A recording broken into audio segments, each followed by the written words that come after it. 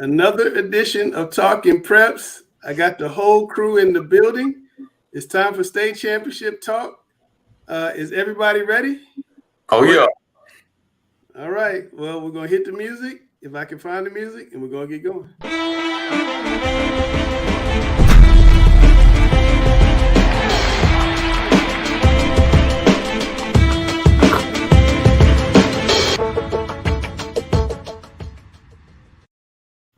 All right, it's state championship week. We've been doing this show all fall since August, and we're here in December. And we finally got into the state championship games.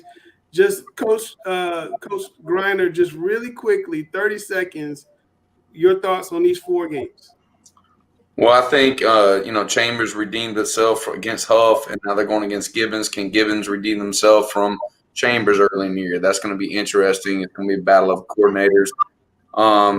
Dudley, I think, is just so strong. I don't think it's really going to be that hard for Dudley. I don't want to be rude, but they're big time. And then Shelby's big time as well. We said it last week, they're going to win it, and I still think they keep on rolling. And I think Tarboro is just that team. And I know Mitchell is good, and everybody talks about Mitchell, but, Tarboro is where it's at. So if I get it, that's how that would go down. I can't wait to hear what Chris had to say about that 2A game, because you're talking about a big-time passing team, and I think the number 1 passing team of all the teams in the state championship game playing the number 1 rushing team of all the teams in the state championship. So if Wallace-Rose Hill just keeps the ball, Shelby's going to have trouble. If Shelby goes 3 and out and gives the ball back to Wallace-Rose Hill, they could be in trouble. So I think that's going to be an interesting game. I think all of them are really good, but I'm just really curious about that one. Shelby's got one of the best defenses, though. That's the thing. They absolutely do. And one of their defenders is going to be on Grice and Chris's fresh faces this week. Nice. But Alex, every week Alex talks about Nick Drew. Every single week he talks about Nick Drew. And we got to bring Nick Drew on the show. Nick Drew is coached against 2 of the 3 Mr. Football finalists and won. Mm-hmm. And now you're going to play the 3rd one in the state championship game. So I'm going to let you and your buddy talk a little bit about the state championship game, and we're going to get out of the way. All right. Well, first and foremost, Coach Drew, welcome. This is Nick Drew, assistant head coach and defensive coordinator at Cardinal Gibbons High School in Raleigh. So let's talk about a couple of things. First off, this game. So you've coached against all 3 Mr. Football finalists, and the one loss was to Chambers and Dalen Smothers. How unique is it second time around? Now, we know it's the first week of the season. There was a huge delay involved, but both teams at this level having film on each other and not having to talk around. And these levels of players, Dalen Smothers, Donovan Shepard, elite defenses, James Pearce, you have Ethan Grice. Both sides. How different is it the second time around in a situation where you have film, but it was first week of the season, literally? Yeah, I think having more film on those guys, I think it'll definitely help us, simply because we know more of what they're going to do offensively. We had a lot of our games from last year when we played them in the first week of the season. But we also had film of their scrimmages, and everybody knows that they don't show a lot during the scrimmages. In the same token for their games last season, they had a lot of guys that, especially on the offensive line, that weren't there. So we didn't know exactly what we were going to get out of their offensive line. We kind of knew what we was getting out of Dalen Smothers. He's a heck of a back, heck of an athlete. The same with Kevin Concepcion, their big-time receiver. So I think having more film on those guys, hopefully it'll be very good for us come Saturday. You've retained the old school practice of being a coordinator who still coaches from the sideline. In this age where the coordinators are more prominent than ever before, and we see in college football games where the camera flashes up to the box and the offensive defensive coordinators are riding away and calling plays on the headset from the box. But you continue to coach from the sideline as a coordinator. Why have you chosen that? And what is different about what you can see and do that you feel that you can still be effective as a 21st century coordinator? I think I like personally, I like being on the field because like I'm right there with my guys. As you probably know, I'm a high energy guy, and I think my guys kind of feed off my high energy. And it's obviously more difficult to do if I was in the box. My first year here, I wasn't a coordinator. I was up in the box. I was just the defensive backs coach. I was up in the box.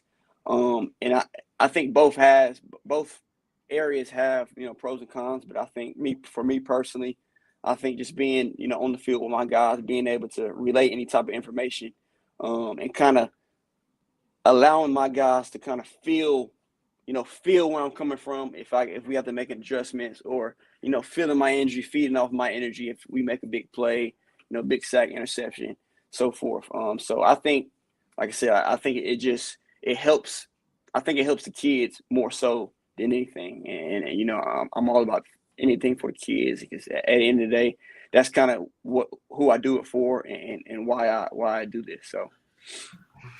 If people would stop and contemplate for a second, your resume and credentials are just absolutely beyond staggering. I don't know how many people realize that Coach Drew is just 27 years young, and we're talking about a defensive coordinator with a win over Scotland in the state semifinals, the second half shutout there, 2 wins over Richmond County, 1 in the playoffs, 1 in the regular season, 2 wins over Cleveland, including a 2018, I think it was, shutout of Cleveland with Omarion Hampton, and then another win in the playoffs this year with the second half shutout of Cleveland.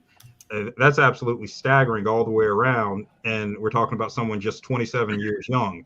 Coach, what has been I won't say secret, but what has fueled what you've been able to accomplish, just those credentials alone and so many more?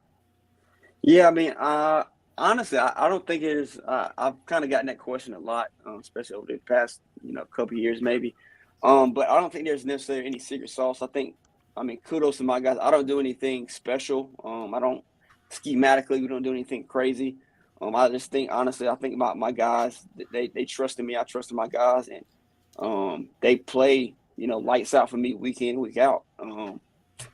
Like I said, I don't do anything too crazy. I think it's just my guys. I think I developed a pretty good relationship with my guys, year in and year out, and I think that kind of translates to them wanting to play hard for me. And since they play so hard for me, I would be a fool not to game plan the way I do, so hard for those guys to put those guys in the best position possible, for them to succeed on Friday night. So. I give all the glory to God, man. That's just about it. I don't do anything special. I just call the plays at the end of the day. 'Cause at the end of the day, you got something. I call the plays, and my kids go execute it. That because if they can't execute what I'm calling, or what I want them to do, it's all for nothing. So I just gotta give a shout out to my kids and the rest of my defense coaching staff. They do a tremendous job, coaching our guys up. Week in and week out. So I want to ask you, Coach, what is harder to slow down the Cleveland team with Omarion Hampton, or slow down the Roseville team with the Byron Brown, who's throwing it to Noah Rogers, they're throwing it all over the yard and running it at you? What's harder? That's a good question. I think it's 2 different beasts. Omarion Hampton, I mean, that kid, he's a load to take down, and especially hitting the back that big in the cold is very difficult. Yeah. So that's a beast. And then with Roseville, I mean, Byron Brown is arguably, I would probably say, the best quarterback in the state of North Carolina this year. And then Noah Rogers is a freak of an athlete. I'm sure you guys will watch the game Friday night. He had 4 or 5 just freakish catches, and our guys were in the right position. But he just out-athleted him and made a heck of a play. So I think. That's a tough answer. I think as from the coaching perspective, defensive coordinator perspective, I think Roseville gives me more headaches just because they kind of had a 3-headed monster with Byron Brown, their running back. I think I can't remember his name, and then Noah Rogers. Those 3 guys were Antonio Krim.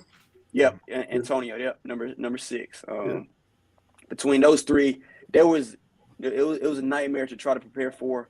Because, 17 can make plays on his feet through the air. 17, all you got to do is throw it up to him. Throw it up to 5, and then 6 can break it at any point as well. So, whereas with Omari in Cleveland, I know Skylar Locklear, he was a very dynamic quarterback. I think we did a pretty good job of kind of bottling him up, but 28 was a load in himself, so that was also a big task. He kind of killed us in the first half, and kudos to him and his coaching staff, his offensive line.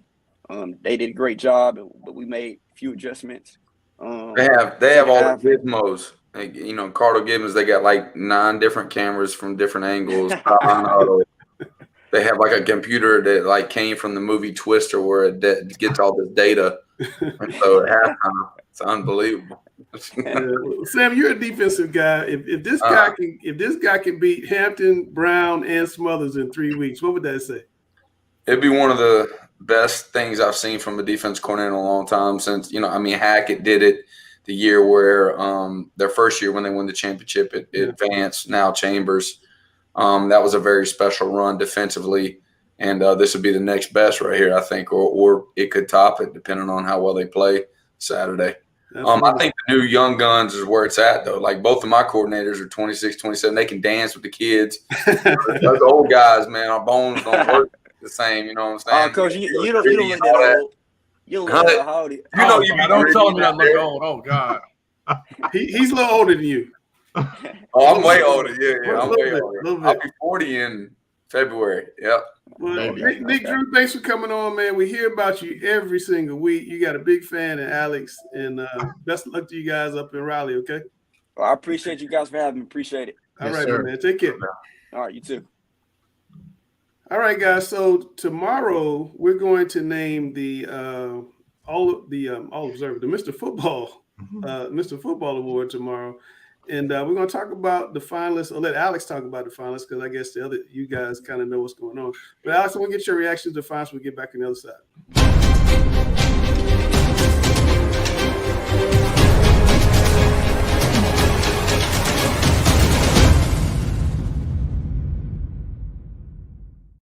All right, Alex. Finalist number 1, Byron Brown. Phenomenal season, 5,000 yards of offense, led his team to the state semifinals. He's been the finalist twice in about 8 months now. What are your thoughts about him? Yes, he has. I have had the opportunity to watch him several times in person, including in last week's Eastern Regional Final. First off, just absolutely elusive. Containing him in the pocket is, wow, just amazing. You're very, very slippery, if you want to say that. You cannot – he's going to find a way to make a play. And the other thing about Byron Brown that stands out to me is beyond what he does on the field is his ability and desire to cultivate other leaders on the team.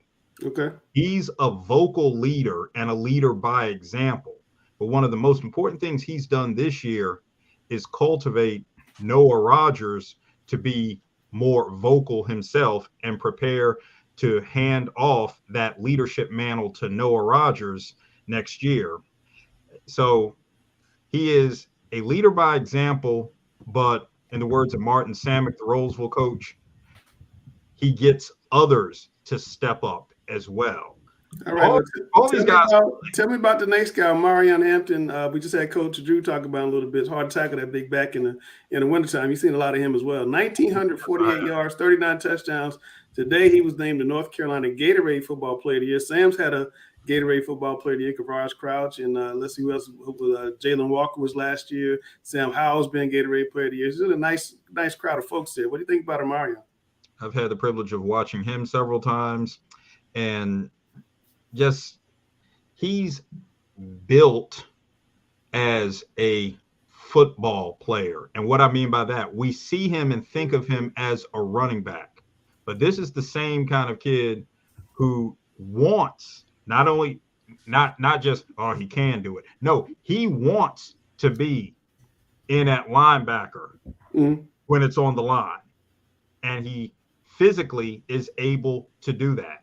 So to have the physical skill, the physical tools he does with the mentality of being one who desires to be in that situation. He wants to be on both sides of the ball, and he's proven that he can do it. Just takes him to another level. And obviously he's very tough to bring down. But once again, he's a leader by example. I had a chance to spend some time with him, and a young man of very few words. Yeah, he doesn't say it a lot. But this third guy does talk a lot. Hollywood Smothers. What do you think about him? Hollywood is a fitting name. He's ready for the big time. He is.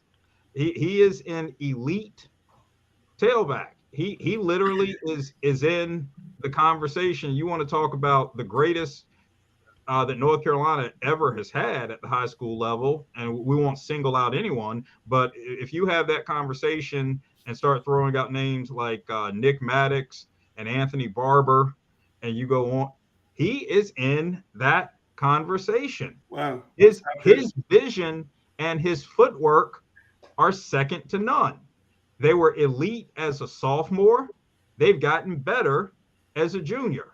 Jalen Smothers is the real deal, period.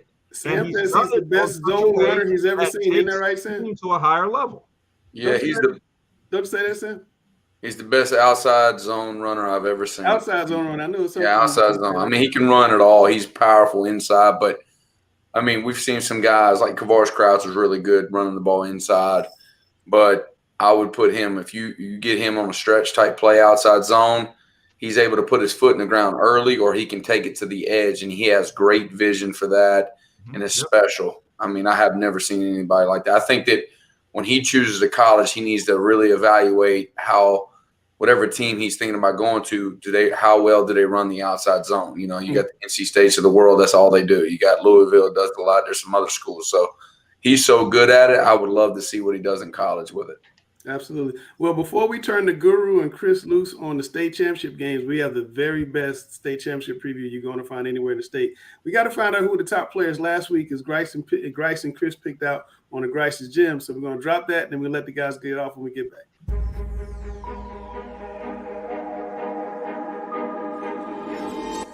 Well, Grice, here we are. One more week to go here in the 2021 state championship, or the 2000 season of state championships are upon us. But we had some incredible guys ball out for their teams to get them over that hump to the state championship game. One more week here of Grice's gyms. Look at this is a who's who list of players in this state, buddy. Oh, this time of year, it's going to be the best of the best. We talked about it last week with the cream rising to the crop. Hey, this was for the game to get to the state championship game. You're relying on your guy. If he's really your guy and you guys are out there really balling, and you're going to get the call if you are truly one of Grice's gyms. We got some alum here. We got some guys that if they hadn't been, they dang well should have been Grice's gyms. Glad that they're on here. We're going to start with the guy that you and I both stood on the sidelines and watched on Friday night, James Pearce, defensive end at Chambers High School. Very rarely do I say that I see a high school guy project to possibly be an NFL guy, but he has that talent. He has that pedigree. He has that speed off the edge. This guy is amazing. These are some old highlights, but tell us about James Pearce and what we saw Friday night. I mean, old highlights, new highlights, it's the same thing. I mean, this guy's just dynamic. I don't think we have enough stats for defensive guys like him, the way he impacts the game. He forced a Huff fumble, to kind of end the game. It's just like a knockout blow. He had the forced fumble, the fumble recovery, and the touchdown, the triple-double, no assist. He had, I guess, 2 sacks ultimately, fumble recovery, 3 passes batted down, 2 tackles for loss, a number of holding calls, a number that should have been called, QB pressures. I mean, there are so many things in that game that he was able to impact and frustrate QB Tad Hudson for Huff, and was a major reason why they were able to get the victory. So he's a Grice's gym. Like I said, we got to get some extra stats, Guru. We got to get some extra stuff for him, because the things that he did in that game were amazing and should be rewarded as such. So he definitely balled, and you knew he was going to get the call there. Quite honestly, to me, James Pearce looked like that guy on Madden football or the old NCAA football on EA Sports, where you had maxed his numbers out to 95, put some cheat codes in because he was that dynamic coming off the edge. And by the way, Coach Farabee also put him out at wide receiver a few times, and really you had to see that a defense adjust to what he was doing. Impactful player on both sides of the football. I think that young man can play just about any position on the field. He is that special. Oh, definitely. I don't want to tackle him as a quarterback either. So he can do a lot of great things. Glad he got the chance to ball and get the call. Good job. All right. Well, this next man, we're going to get another defensive player. Hey, Coach Griner, we're doing that for you, buddy. But Shelby High School, Jaden Pearce, defensive lineman, had a 10-yard fumble recovery for a score in their 45-13 victory over East Surrey in their regional final. What do you see in this guy right here? Oh, my goodness, man. Look at the big boy screen. Yeah, you saw him rumble for a touchdown there, Guru. Like, I just love it. I mean, they were dominant in this game. And, I mean, we know Shelby's a dominant program, but in the regional final, they treated it like week 5. They just, did a great job. You saw them, standing the offensive lineman up, shedding the block, making the tackle. Just seeing the two powerhouse programs that they just dispatched pretty easily in Reedsville and East Surrey. I mean, he's a big reason why we talk about all these other guys. Glad we could get Jaden Pearce on here as a Grice's gym. Great job. No surprise there. They're packing the state title game. Oh, well, this next young man right here coming into his regional final game was leading the state in touchdowns with 48 rushing touchdowns. Oh, by the way, he added 5, ran for 355 yards and 5 touchdowns in the 34-25 victory of Wallace-Rose Hill over Princeton. And I'm talking about Kanye Roberts. This guy has looked like talk about some cheat codes. He looked like he was on a different level playing Friday night. Oh, if you've been watching this show and you don't know who Kanye Roberts is, shame on you. I mean, we've talked about this guy ad length, ad nauseum all year. He is just burst on the scene and just, again, 355 yards and 5 touchdowns. He's getting the ball. We all know he's getting the ball. My favorite phone booth football, whether you're on the 50 or you're inside the goal line, he's getting in and he maintains his dominance. And it was a big-time game in the win over Princeton. And again, scores 34-25. They needed every yard and every touchdown from him in this big-time game to be successful. So great, kudos to him. Great job. He's going into the state title game. I can't wait to see that matchup against Shelby. It's going to be a fantastic game. Yeah, I love that big bulldog right there in the end zone. You see all those people around the sidelines. That's old school football. I love it packed in. It had to be a great environment for football.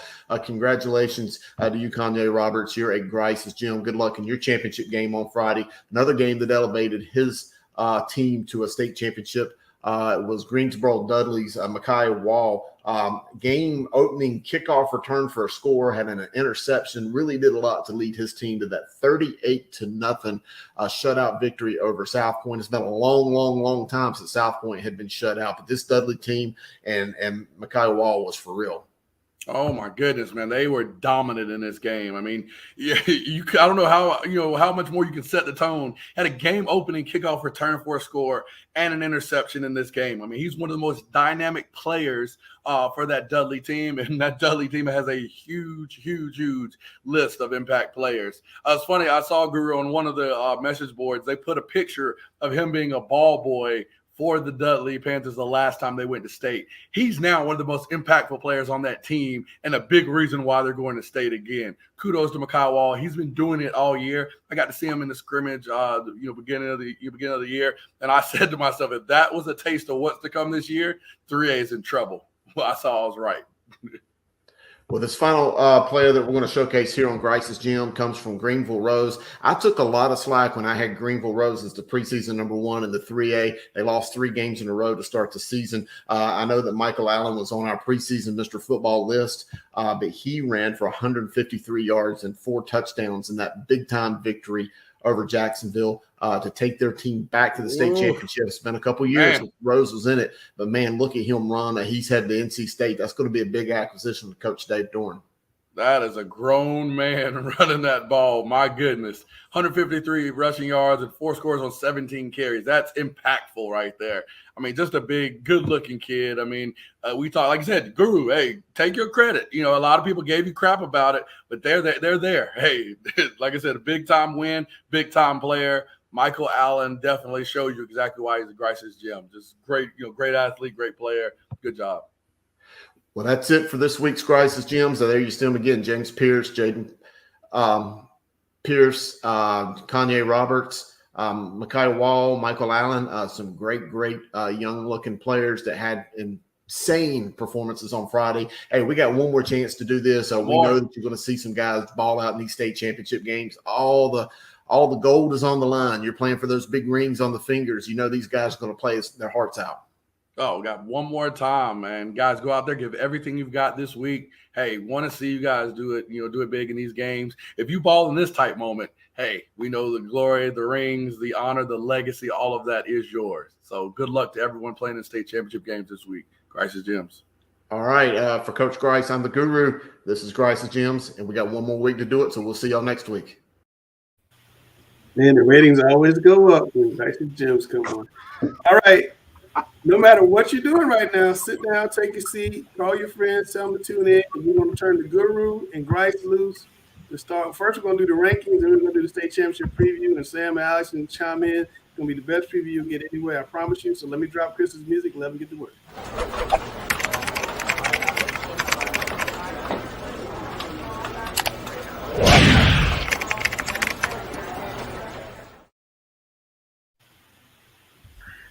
All right, guys. Well, like we said, we got one more week of football left, and we've been doing rankings all throughout the year. Not only the top 10 here with the Charlotte Observer, but also the extended top 25 and beyond that I put out each week as well. And like a lot of coaches say, it doesn't matter where you're ranked until the end of the season. Well, hey, we got one more week to go. Let's find out who's going to be ranked on the top. We'll start right here at the 1A. Obviously, there's no surprise. The Tarboro Vikings playing in their 5th straight state championship game. Right there, number 1, Mitchell, playing in their first state title game since 2010. That game will be a big timer on Saturday. Robbinsville, great season. Pender, phenomenal. Mount Airy right there, North Side, Murphy, Northampton County, Eastern Randolph. They were number 1 most of the year. South Side, but there can only be 2 remaining standing. We'll see who settles it out for number 1 this coming Saturday.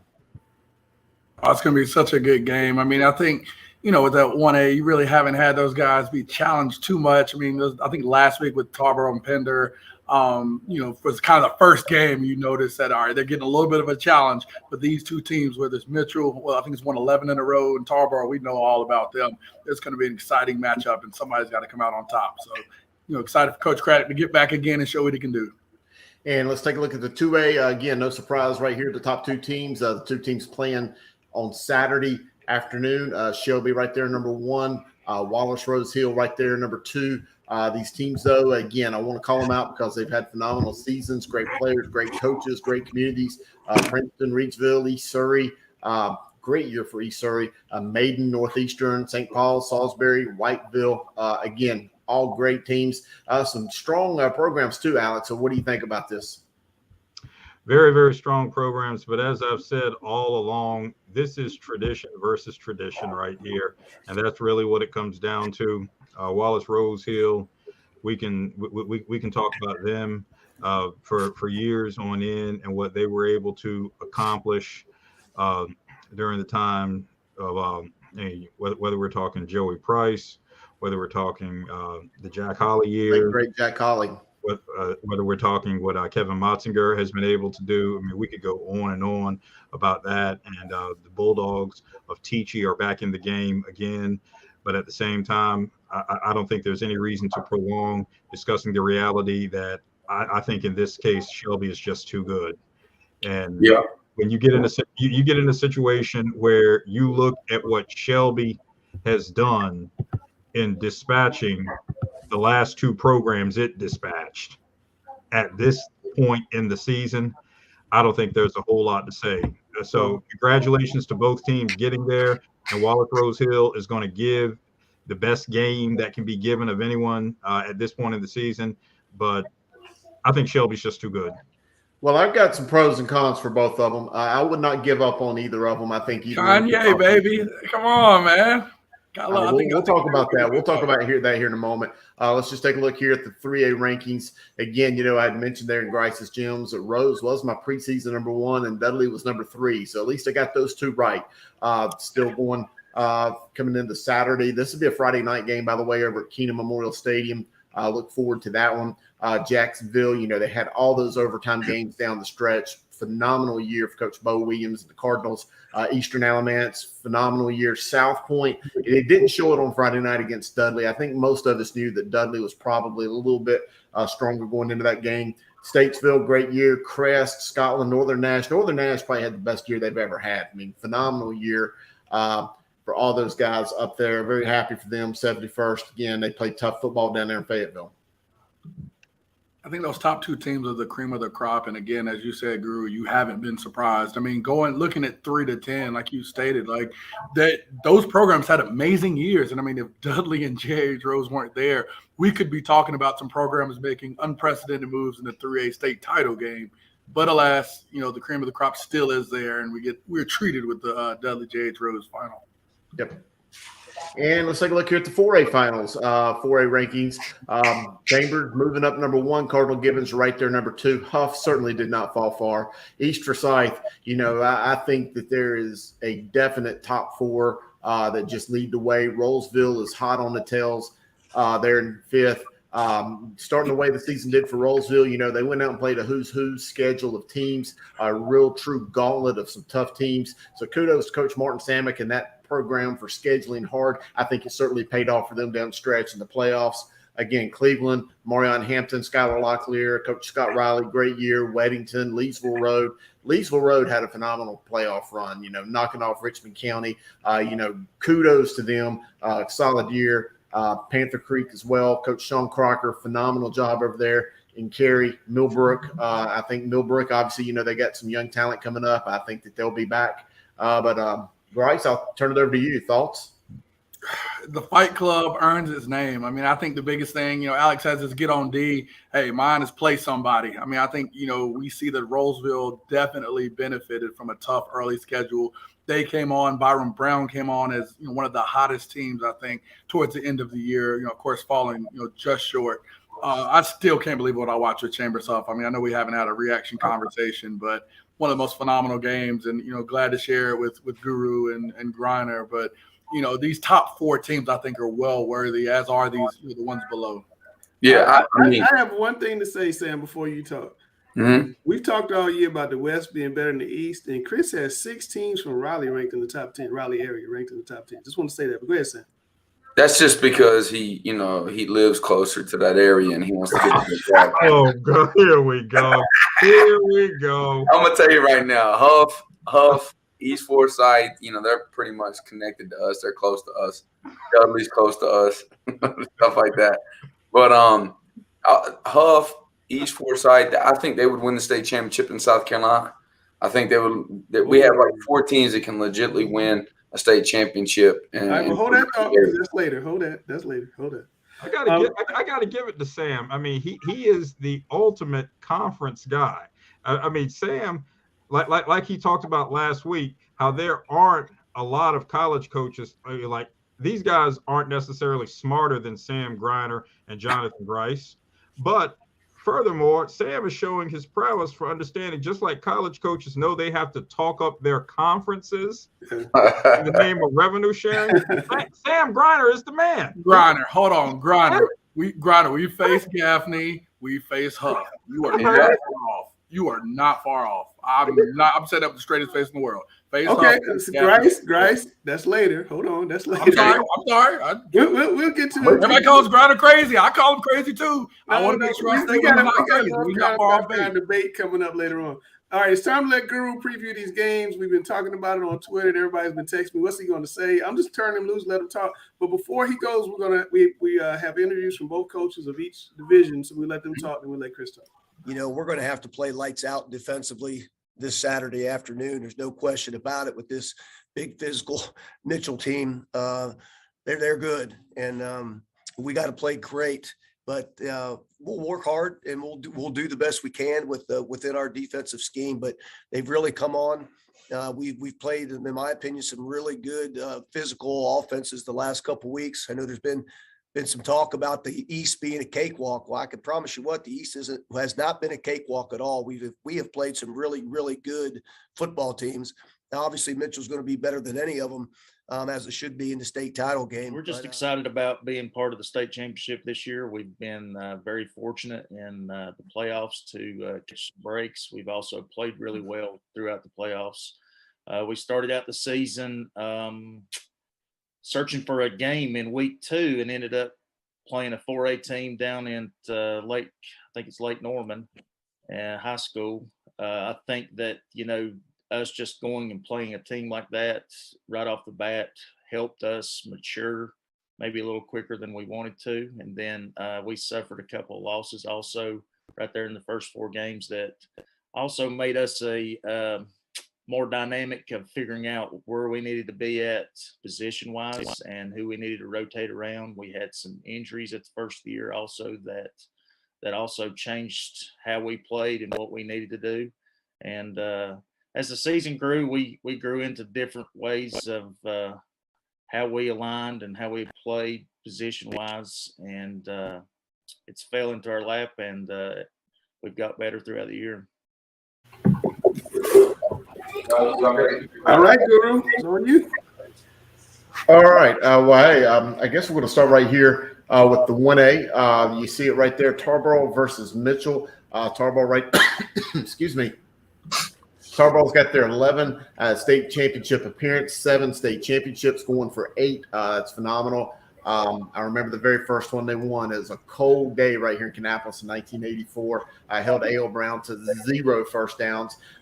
Key players right there, Tobias Joyner. I like him a lot. Amarion Lewis, Amari Battle.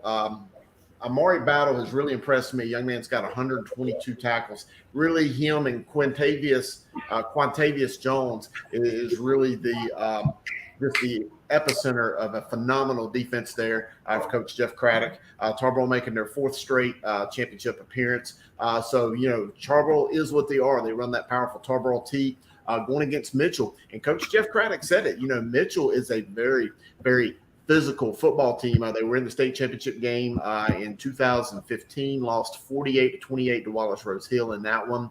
Ty Tuberfield, he's a junior. He will certainly be amongst the who's who list of the best quarterbacks in the state in this upcoming year. 3,500 total offensive yards. I think passing, he's got something like 2,302 rushing with 42 rushing touchdowns.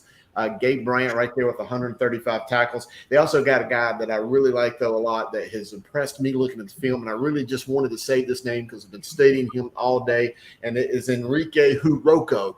That guy right there has like 116 tackles coming into this game. Mitchell, Coach Travis Pittman, they play up there on the mountain there in Ledger outside of Bakersfield. Phenomenal football team. Just to throw it out there, this is going to be 2 purple teams going after it. It's always like those little unique nuggets like that. Yeah. Mitchell's won 11 straight games since starting the year 2-2. Went on the road and played a tough Andrews and beat them. That's kind of started that slide. So I think this is just going to be a phenomenal football game. All right. Well, let's see. Anybody have comments on that before we go to 2A? We good? You realize that the significance of the purple is very, very fitting, because we are crowning royalty this weekend. That's right. Purple is Yes, sir. royalty. Well, one of the final games I'm most interested in seeing, fellas, is that 2A game between Shelby and Wallace-Rose Hill. Let's hear from the coaches there. This is just a special group of kids.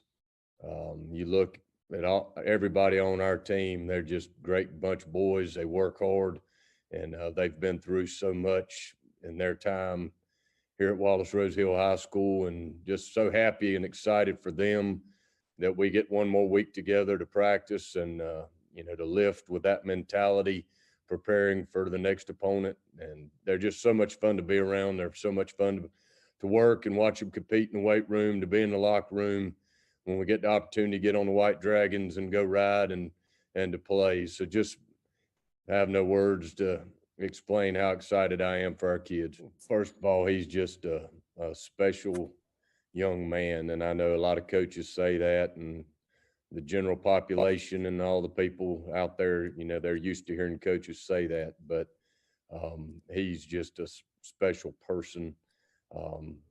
He's a kid that Hurricane Florence took everything he owned except what he had on his body when they got out.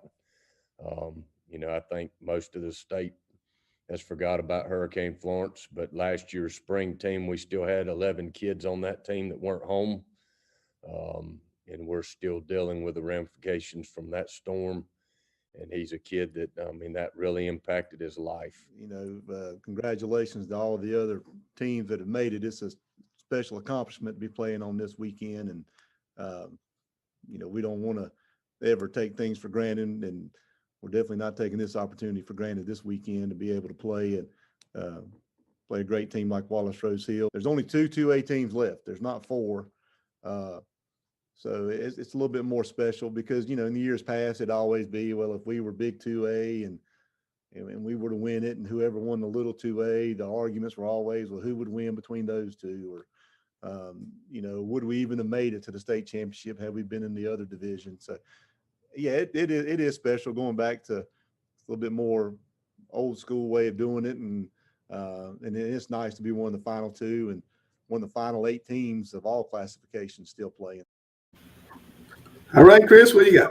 All right, guys. Well, let's take a look here at the Wallace-Rose Hill team on the left. And by the way, I know that you guys are kind of already crowning Shelby. And if you want to crown them, they're going to have to go through this Wallace-Rose Hill team. I really like it.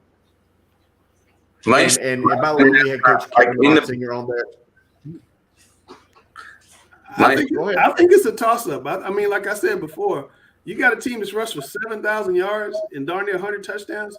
If they can control the ball and don't let Shelby get it, or Shelby gets a lot of 3-and-outs, it could turn the game. It happened to Huff the other night. They were up, they had a couple 3-and-outs, and Chambers got the ball back. You're talking about the defending 2-time state champions, though, what Huff went against. Like, if you picked 5 players, never mind, we'll get back to that in a little bit. You picked 5 players, I would pick 4 players from Vance before I picked the guy from Huff. Like, if you're going to draft. Well, Chris, tell us about this game. Well, I really like what I heard from Coach Kevin Monsinger, one of the most well-respected coaches out of the East. He's been to state championship games with multiple teams, built a program, rebuilt a program in New Hanover, James Keenan back in the day. Coach Monsinger is one of the best of the best. I thought it was compelling that he talked about how a lot of those players are still dealing with the results of the storm that came through there a couple years ago. I mean, that is real. And anyway, Kanye Roberts, again, one of the best football players I think any of us has seen leading the country or leading the state in touchdowns. He's phenomenal. But you cannot fall asleep if you're a defense looking at Roberts there in the backfield. You got Antoine Montgomery. He's got 1,600 yards, 15 touchdowns. You got Kamon Ferrier. He's got 1,000 and about 16 touchdowns. Plus, they got a whole list of other backs that still got a bunch of yards. Quarterback Xavier Pearsall, he is solid. Very high percentage in some aspects. He's got a low percentage pass rate, but they don't throw the ball that much. But he's got 12 touchdowns to 2 interceptions, so I really like that. But that defense there for the Bulldogs, and they're certainly going to get tested when we start talking about this Shelby offense. You got Octavian Murphy, you got Josh Love, you got Tamarion Bellamy. Those are 3 of the leaders there on that defense, and I like them a lot. But they're going to be tested when you're facing the top junior quarterback in the state. In Dalen Lee. He is certainly going to be on the who's who list for Mr. Football here in the upcoming season. Dalen Lee's got 45 passing touchdowns. We talked about him all year. So he is leading that team. You got Zay Bridges, Demetrius Thompson. I think you got Jakeith Hamilton. You got Luke Williams. You got a plethora of wide receivers that is capable of taking it to the house on any play. You got that defense. Obviously, we've talked a lot about Malachi Hamrick. He was very established on our Mr. Football watch list. But, hey, we got another one of those Hollifields. I think we've had about 3 or 4 of them now come through Shelby. You got Drew Hollifield, who's a sophomore. He's all over the field on that defense, too, amongst some of the leaders. That Shelby team is really tough. And I think that Malachi and Hollifield and some of those other guys are really going to be stressed in trying to slow down that backfield of Wallace-Rose Hill. What's interesting about Shelby, though, Chris, when you look at their roster, I see a lot of sophomores and juniors on that roster. I mean, there's a ton. It's like looking at Chambers' roster. There's so many young kids. It's like this was the year you're supposed to get them. That's kind of how I feel about it. But I think this game is going to be – I don't think it's a surefire win for Shelby, Sam. I just think that a team that can score like that and is so dynamic from multiple positions, you can't just focus on one guy. It's going to cause problems. Now, Wallace-Rose Hill does want to run the ball. And if Shelby can stop the run and make them throw the ball, that'll give them a big advantage. What do you think, Sam? You're on mute, Sam. Sam's on mute, Grice, so you get to go. The one thing I'll say is that, especially when you're looking at smaller schools, a team like Shelby, they've seen teams that run the ball, a lot, and similar to a Wallace-Rose Hill. Yeah. It's very rare for these small schools to see a team that really throws the ball around just like that. And I think that, to me, will be the difference. While they run and are the defenses face their, phone booth football and guys that are, 11 guys inside the hashes. Yeah.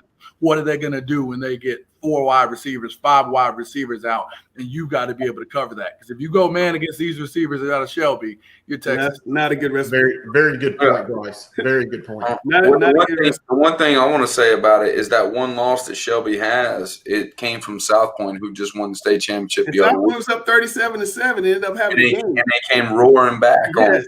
We're talking about South Point, South Carolina. Yes, South Point, South Carolina. Yeah, that's right. Oh, there you go. Hold on with the South Carolina stuff. I didn't say. Hold on. You are just tonight. Wow. I'm trying to see, because you guys have good stuff. I'm trying to save it, put it in the right place. All right, now let's take a look at the 3A game. Alex is laughing. Let's take a look at the 3A game.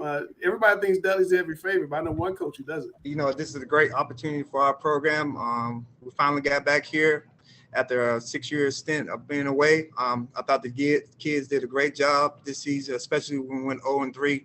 They fought back, fought through some obstacles, and turned the ship around. You know, it was tough at the beginning because we knew we were good, and I think we started reading to some press clippings at the beginning of the year. The boys saw that they ranked real high, especially against Hunt.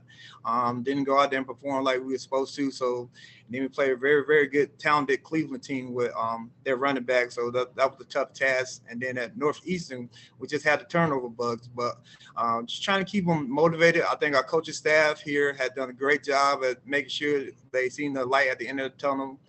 Made sure we watch film showing them that, hey, we're not as bad as what it looked. If we fix some of these mistakes, stop the turnovers, go out and execute, then we can turn the ship around. This team right here is made of good football players. You know, of course, we got Mikal Wall, who committed to Duke earlier, but we just got a lot of good football players, good young men.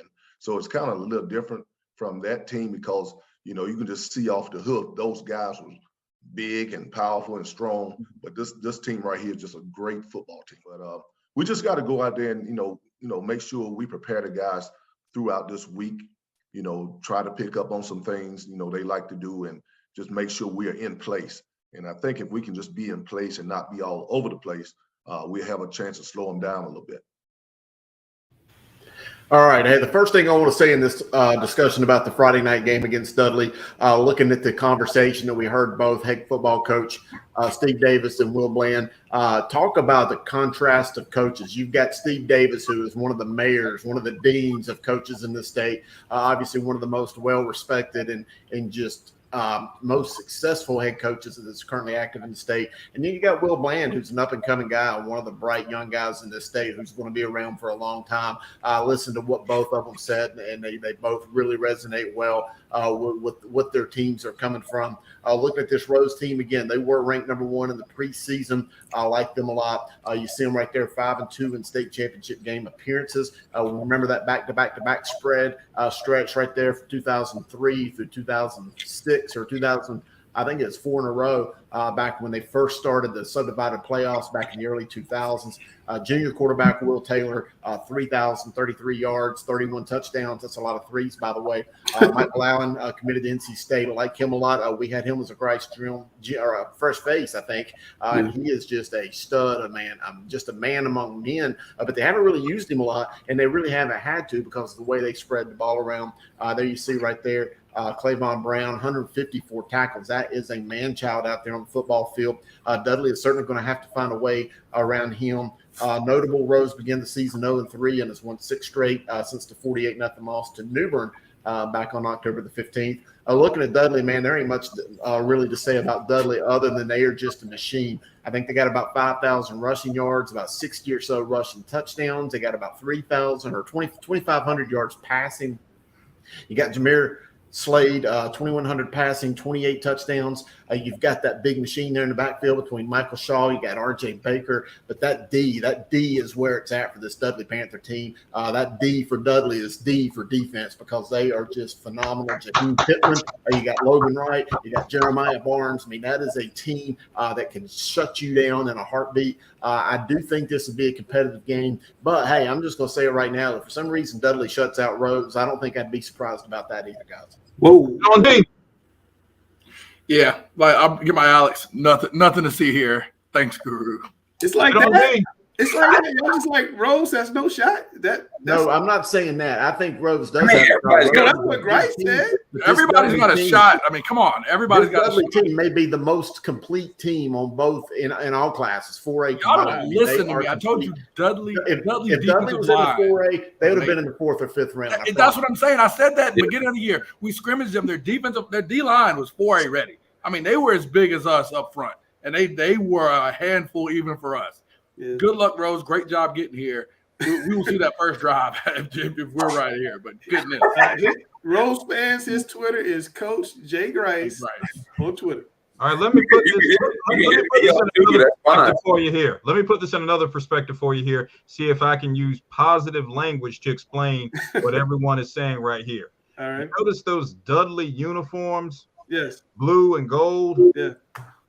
This team could go a few miles from its Lincoln Street campus. Come on. And play in Aggie Stadium and be at home. And you would think that they were the primary tenant in Aggie Stadium. That's how good this team is. And once again, that's not a knock on Rose. That is not a knock on Rose. That is an affirmation of this team's prowess and also an acknowledgement that Dudley's band would fit right in at Aggie Stadium as well. So let's join and sing. Give me that. The show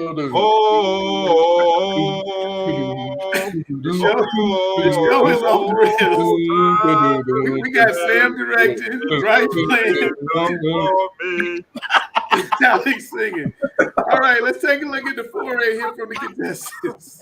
I've said all along, I've been doing this for about 20 years now. It's just hard to get there, and we're excited to be here. The general football saying is it's difficult to beat the same team twice in one season. We're hoping that is the case. We obviously had a unique situation here in week 1 with a 3-hour lightning delay, but we're able to finish the game at about 1:30 in the morning. So we're just hoping there's not another 3-hour lightning delay. But we're looking forward to matching up with them. They're obviously very talented. After we played them in week 1, we thought, you know what, that this may be a real possibility that the both of us get back and see each other once again at the end of the year. So we're excited about it. We're looking forward to it. But I think it does help us in our preparation. Not only do we have film, but we have the experience. We know in terms of the experience of playing against them. We've got, we realize how fast they are, how athletic they are. And, we're going to try and, minimize the mistakes on our side and maximize the opportunities we have schematically. My kids have, worked their butts off all year to put ourselves back in this position. So it's been a great feeling. Plus last week was a tough game that we pulled out in the end. So it makes it that much sweeter. We're encouraged and, we're feeling good that we can come and represent Charlotte in the state championship again. So we're coming in not, feeling like we're just representing Chambers. We feel like we're representing the whole city. All right, y'all have heard that one song. I'm going to sing it for Chambers. All they do is win, win, win, no matter what. Okay, there you go. You saw Coach Farabee. He did not look worried, by the way. I seen that there in the background. Coach Farabee, when he don't look worried, I think that Coach Nick Drew and that defense, they might better be worried. But we'll start right here on the West. Julius Chambers, 14-1. Obviously, they've got 2 championships leading up to this. Formerly as Vance High School, 2-1 in state finals appearances. Right there, you see the key. Hollywood, one of our Mr. Football finalists, 1,488 yards, 18 touchdowns. I think that is a very big-time number because they are not reliant on Hollywood to carry the ball. They've got a lot of tools out there. You've got number 1, you got KC, you got Kevin Concepcion, 10 touchdowns, 2 punt return touchdowns. Bubba Camp at quarterback. I think I've seen a big maturation in him. And Sean now. There you go. And Sean now. He's growing up. There you go. James Pearce, what can you say about him? I was talking to couple coaches who look at James Pearce, and we've talked to him. We're supposed to have him on the show tonight, who said, he projects to have NFL talent. I very rarely ever want to talk about a high school player that looks like he could go to the NFL. I said that about Power Eccles, and I'm going to say it right here about James Pearce. That guy has just unbelievable, freakish talent. Reminds me a lot of a Julius Peppers. So we're going to keep an eye on James Pearce, 14.5 sacks, 2 safeties. Notable Chambers can become the 4A class, Charlotte team to first Charlotte team to three-peat since Mallard Creek from 13 to 15. Let's look right here at this Gibbons team, 0-2 in state championship appearances. Both of those, ironically, they did come to East Forsyth. I believe I'm right. Alex, you got Grimsley last year. Grimsley, that's correct, Grimsley. Connor Clark right there, you see him, 2,600 yards passing, 28 touchdowns. You've got Donovan Shepard, we've talked a lot about him. Ethan Grice there, 72 tackles, 18 sacks. I had a couple other guys right here. I did want to Will Mason. Will Mason, I've looked at him on film. Will Mason has been strong all year. Carter Searce, he has been strong all year. Gibbons right there, they got the matchup that they wanted. They played well against Chambers in that week 1 7-hour rain-delayed game. I think that they feel like they match up well. That's what they wanted. I think they're going to get it, and we're going to see how well it turns out Saturday night. All right, we're going to have an extended discussion about Chambers and Gibbons when we get back on the flip side. We got a special surprise because Grice is going to take on Alex in a special coach versus coach about this game. Then we're going to have a discussion, and Sam is going to be Sam when we get back from finding out who are the fresh faces for this week.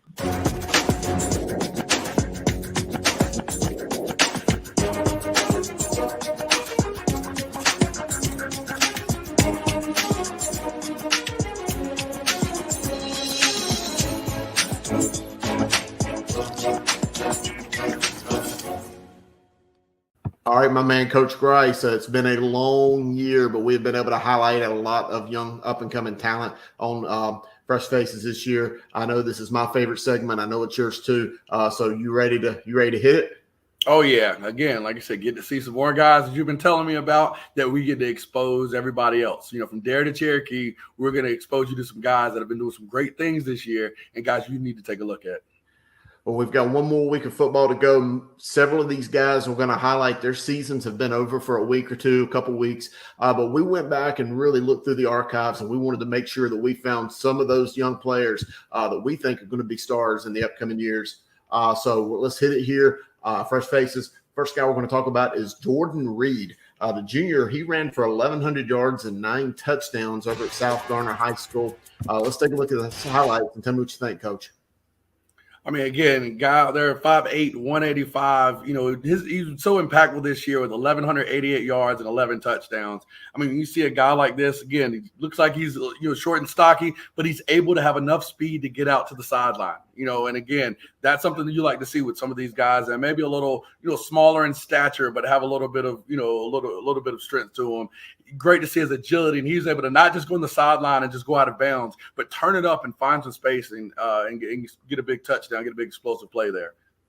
Yeah, Jordan Reed is a 5'8", 185-pound junior. You saw that first highlight. It looks like he was running to the out-of-bounds marker, and then he turned around and went the other way, took it all the way to the house. Played for Coach Daniel Finn, who has since retired up there at South Garner. But I think that's a big-time year. And congrats to Jordan Reed, highlighting you here on Fresh Faces. So good job there. Next, we're going to go to Leonard Benfield at Henderson High School, 5'7", 140-pound junior, had 14 kick returns for 424 yards and 4 touchdowns this season. You and I both know you get it done on special teams, and he really helped his special teams out a lot. Oh, he did. I mean, looking at this guy, he's like a human joystick. I mean, he's in one place, the next half a second, he's going to be somewhere else. So you love to see explosive plays, explosive players playing special teams. And again, we see here, he's a guy that can take a 5-yard hitch and take it for some big-time yards. So, I mean, a guy in, Hendersonville like this playing ball, he's going to be an impactful player, and he's a junior. So next year, I expect to see some big things out of this kid on special teams and also playing receiver.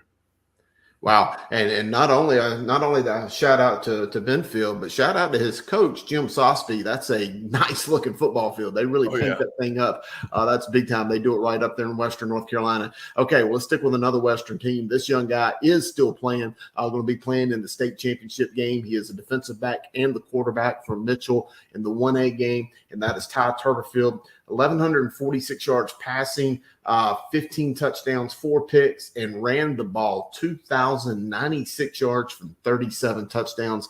This guy right here, you want to talk about a bowling ball, he's hard to get down.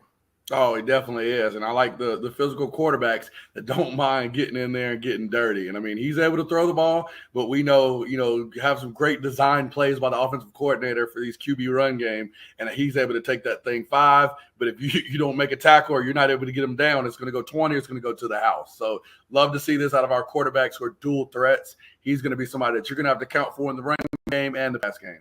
Wow. 2 purple teams going at it, by the way, in the upcoming 1A state championship. We're really going to see how good he is taking on that Tarboro Viking machine. I can't wait to see that on Saturday. So congrats to you, Ty Turberfield. We'll certainly be watching you. And then our final fresh face of the year comes from Grice School. Defensive back Caden Jones, a junior, had 77 tackles. That's a tackling machine. 3 sacks, 3 forced fumbles. Tell me what you think about this guy, Coach. I mean, again, I see a DB, especially as, like I said, a safety with 77 tackles. That means he's coming screaming up to make plays. I mean, as we can see right there, he's a guy, once he sees run, it triggers him to come up and make a major play to make sure he can make tackles out there on the field. So, a guy like that, having the sacks lets you know the defensive coordinator has no qualms, has no problems with putting him on the line to blitz or placing him 10, 15 yards deep. So a DB with that kind of versatility and that wants to make contact, he's going to be a problem for his team as he is laying some thunder right there, Guru. Wow. Oh, well, there we did it again. Another week of fresh faces here on Talking Preps. I love that we went back and highlighted some of these young guys. Yes, their season's over, but hey, they're going to be primed and ready. They're going to work hard in the offseason. They're going to hit the weight room, 7-on-7s, everything coming up. I think we'll hear from these guys and a few more in this upcoming season. Definitely. I can't wait to see them. Those guys were juniors, so they're coming back next year. Maybe can they make the fresh face to Grice's gyms to Mr. Football jump? I think 1 or 2 of them may. I definitely think one of them will. There could be another couple, 2 in there as well. So anyway, for Coach Grice, I'm the Guru. Fresh faces. We're going to do it again next week. The championships are upon us, but we're going to keep talking football as long as Langston will let us. So, hey, that's it. Let's go. Football season's year-round now. Chambers fans, you knew we weren't going to have a Chambers show without Gary Richmond. You knew we weren't going to do it.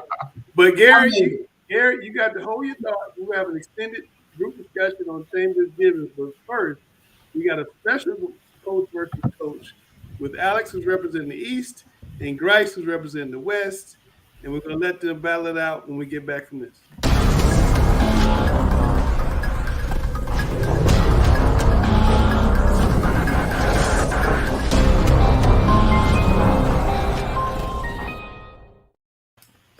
All right, guys, we've got a special mini camp. Oh, were you there? No, I said we got new graphics. I tell you always get nervous when they spend money on this, Guru. I'm sorry. No kidding. All right, there we got me in the middle. Got the man. We got the other man right there. So here we go. We got a mini coach versus coach segment right here with Alex and Grice. Did a virtual coin flip, and Alex, I'm going to let you receive. And anyway, first question I like here. to defer. He wants to get on D. You see my name at the bottom, though. Hey, come on, Guru. Hey, I always defer. That's fine. You can get on D. I get on offense. Okay, I'm comfortable there, baby. Get on D. Hold on. Here Here we we go. go. Hold on. Let's go, Langston. First question is, does Gibbons have a real home field advantage playing at NC State right across the campus? But, hey, before I let you guys answer this, I want to drop this video clip so we can hear what the coaches had to say. I'm not sure how many times in the history of high school football across the country has a team walked across the street to play in a state championship at a college venue. So our mode of transportation is going to be our 2 feet. We're looking forward to it. It's going to be a tough game. It's hard to beat someone twice. We've been in that situation before, and that they're in. And they're a well-coached football team. So, we're not taking them lightly. We got to prepare. We got to play fundamentally sound. and we got to play Julius Chambers football. Played them early this year in a barn burner. So we know we got to bring to the table to pull off a second victory over top of them. But as far as the home field advantage, we've talked about that. So we know, what we're facing. They're going to have a lot of fans. They're going to be pumped up. And I think it's a big deal for them. But we've played well on the road since I've been here. And honestly, I think we play better on the road. So we're going to go in with the mentality that we're playing at their home place to give ourselves an edge going in, that we're battling against the odds. All right, Coach.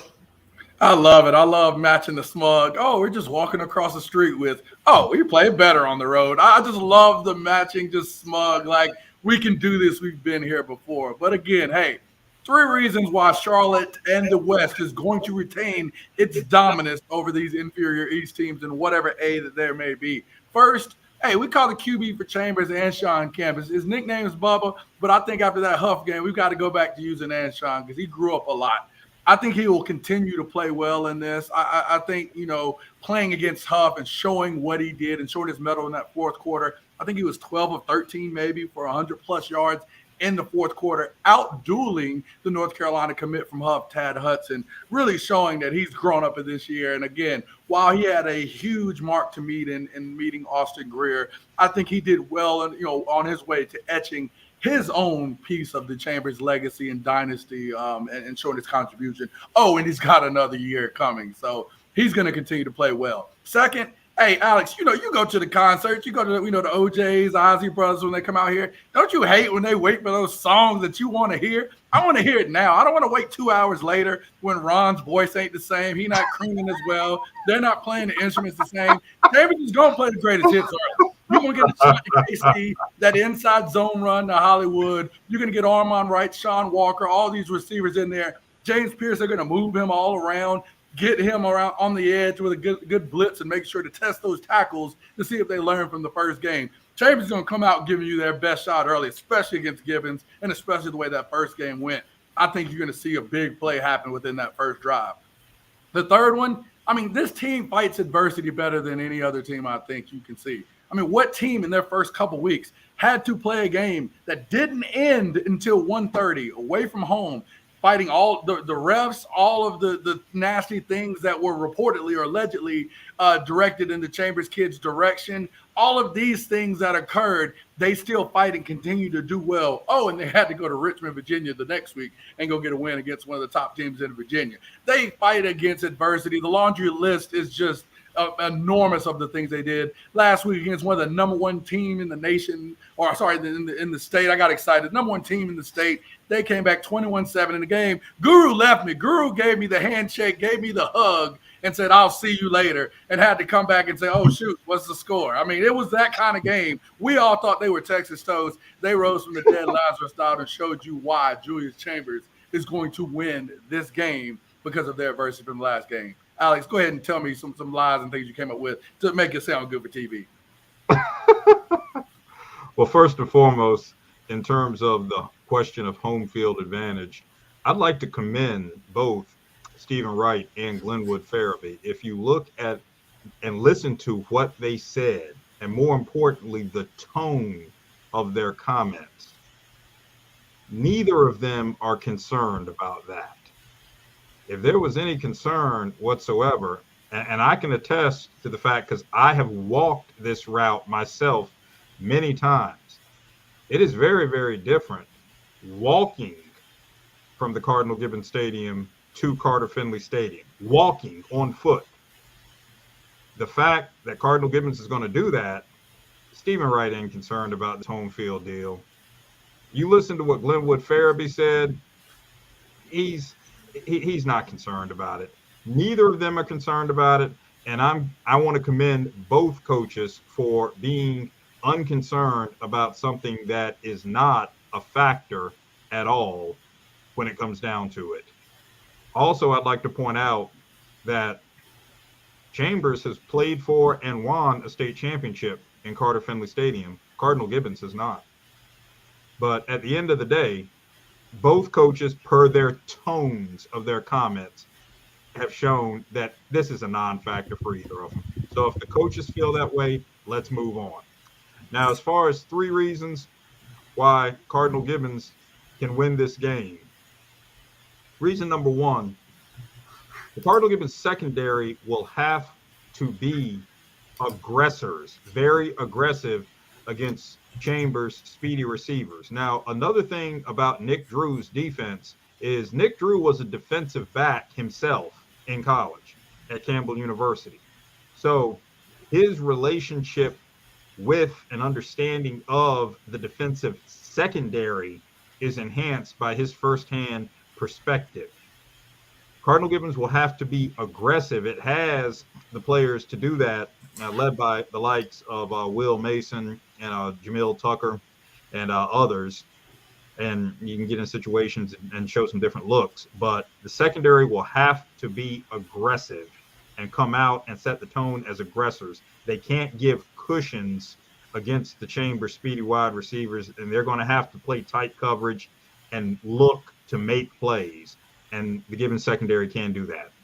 Okay, the second thing that's got to happen and can happen is that Gibbons will have to share the rushing load on offense, even with the 2,000-plus yard back in Donovan Shepard, who was right on the outside in terms of being in the Mr. Football mix. I want everyone to realize that someone like a Donovan Shepard not being in that finalist group is a testament to just how elite those finalists are. So just keep it in that perspective. So even with the 2,000-yard back, who's very, very durable, a record NCHSA record-setting back, he's very durable. But Cardinal Gibbons has multiple offensive backs, whether we're talking about a Ryan Ziegler or whether we're talking about a Blake Raphael, or in short yardage situations, lining up two-way player and defensive lineman fullback Joshua Stone King to be in that position. They're going to have to share the rushing load. Donovan Shepard being counted on or looking for 30-plus carries against this Vance defensive front with the likes of James Pearce pressuring from the outside. Gibbons will have to share the rushing load on offense. The Crusaders showed they could do that against Roseville, so they're going to have to do that once again. And then the last point is mishaps from not only the first game, but I want to tie that in to Gibbons' 2 previous state final appearances. Before what seemed to be like a 12-hour delay in the first Gibbons-Chambers game earlier this year, right before that delay began, Gibbons had a turnover that led to a touchdown. Now, turn the clock back to Gibbons' last 2 state final appearances, the one against East Forsyth in 2019 and the one against Grimsley last spring. Gibbons had a fumble that led to an East Forsyth touchdown right before the first half ended. Last spring, Gibbons had an interception that led to a Grimsley touchdown right before the first half ended. So avoiding those kinds of mishaps, something crazy happening right before halftime that leads to a score, or right before a 12-hour delay in the game, Gibbons has to avoid those things happening. And if they do that, they can be in position for the school's first football state championship. All right. Great response there, Alex. And let's look at this Chambers versus Cardinal Gibbons breakdown. I don't really know where I'm at on the list. Is this the group discussion? Group discussion, yeah. Group discussion. Come on, Gary. Gary. Come on, Gary. What, y'all waiting on me? I got to be called on. Yeah, Come on. go ahead. There you go. One shot. Oh, I'm sorry. I didn't see your note, Langston. Go ahead, Gary. What's going to happen? This These gonna young happen. people. These young people. Chambers will lead at the half, and they will blow them out in the second half, and that'll be 3 in a row. Or 1, if you want to say Chambers first, since they're no longer Vance. I don't care how you want to describe it, but it's not going to be a close game unless Foot Locker gets involved like it did the first time. Foot Locker gets involved, then it might be closer than 21 points. But Chambers is winning regardless. So Gary's leaning more into what happened before Chambers the break, and Chambers got tired and hungry, and they were winning, I think 35-7 or so, whatever it was. Grice, do you see that? Chris, do you see that, or do you think it's going to be closer this time? I mean, I don't think it's going to be closer this time. They're hungry. It's playoff time. Those guys like literally run around like lions. They're warriors. They're going to do exactly what Gary said. They're going to lead by the half, and by the second half, it might get ugly. Now, if Gibbons, can coach their tail off like Alex says they can and makes it a tight game, I'd be very impressed. I really would, but I just don't see that happening, because if we did a draft right now, if we did a fantasy football draft right now, there might be about 7 guys that I take from Chambers before I do Gibbons' team, and that's no disrespect. They did a really good job getting there. Actually, like that was disrespectful. That was disrespectful. That is. I mean, I think that a lot of people are discounting the second half of that game, and again, there are some mitigating factors that that cause that game to be a little closer. But Gibbons has some great players, and I mean, you think about the running back; they have not seen a 2,000-yard rusher this season. Hey, Grice, let me take back to this. Gary, I told you that first game. I told you the Huff game last week was going to be the most 50-50 game I saw, and it was until a minute and a half, minute and a half in the fourth quarter. I think this game, definitely has the potential to be, a 1-2 score game. It's going to matter, like I said, in that kind of middle 4-minute period, the last 2 to 3 minutes of the first half, the first 2 to 3 minutes of the second half. If Gibbons, again, as Alex alluded to, can avoid some of those mistakes, they'll be fine. But one thing I think that's good in Gibbons' favor is they'll let QB Connor Clark and kind of let him loose and allow him to throw the ball to some of those receivers. If they're able to make some big plays on the sophomore corners of Chambers, they can do some big things. I think that's one of the things we saw Huff come out with early and show success. Markel Quick had a nice slot fade for a touchdown very early, and I think Gru and I looked at each other like, oh boy, we might have some issues here. And Grice, I agree with you there, but the problem is when you go back to pass too much against Chambers, number 10s come around the end. And I don't think they go back to pass. Exactly. Why would you want to throw the ball a whole lot? That led to a turnover and a touchdown later on in the game. Go ahead, Sam. Yeah, I don't know why you want to throw the ball a lot. Like, I still. I think Cannon, the defense coordinator for Chambers right now, has really came into his own during the playoff time. He's done some amazing adjustments. I saw the Porter Ridge game. I was very impressed with what he was doing. This game at Huff, I was very impressed with what he did. He did an overload set, and he was bringing Pearce off the edge. And a lot of times he was unblocked or he was blocked by the running back, and they never adjusted it.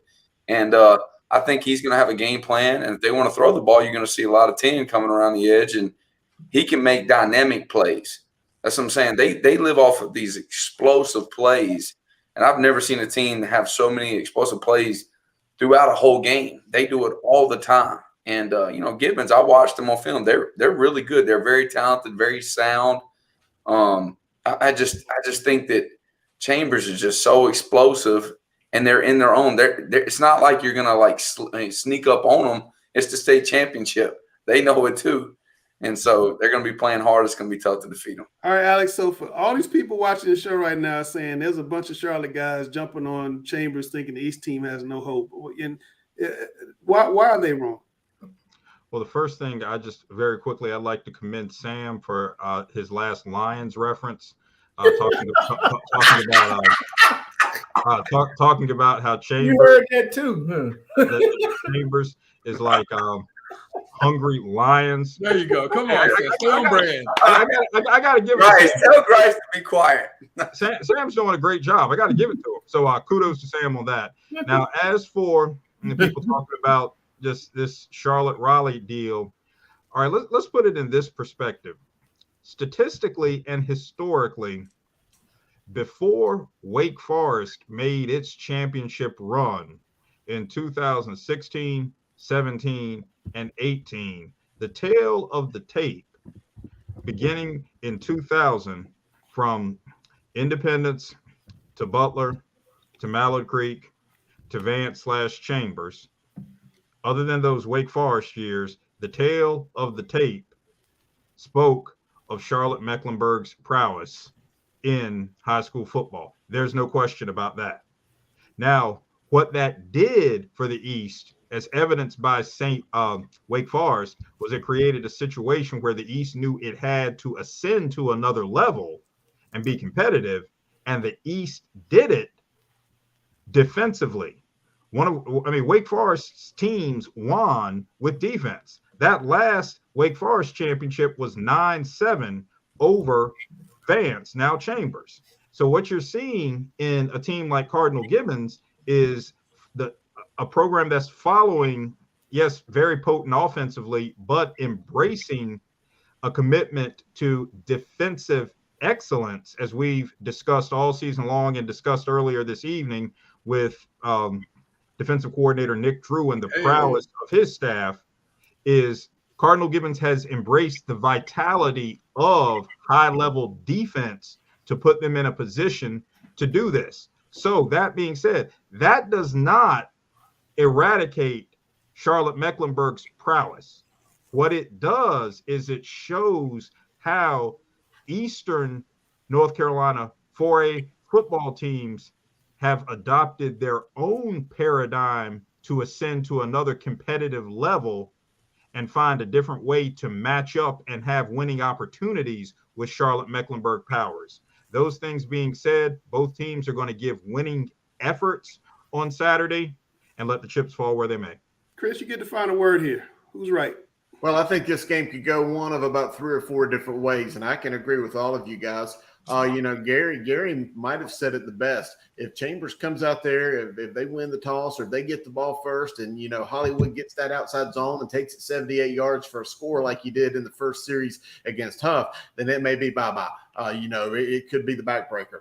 But if Gibbons can come in there with that Nick Drew-led defense, as Alex likes to talk about, and they can hold Chambers to a 3-and-out, or they can force a punt, or they can force a turnover, and they can just hang around in this game for a while, then I do think that this Chambers team, if they got in a really, really close game with Gibbons, then I think Gibbons could stick around and maybe hold it. But I really think that it's going to be close early. I think it's going to be a competitive game going into the third quarter. But ultimately, and unless – I hate to use this word, but like Gary says, unless Foot Locker gets involved or something, I see Chambers probably pulling away late.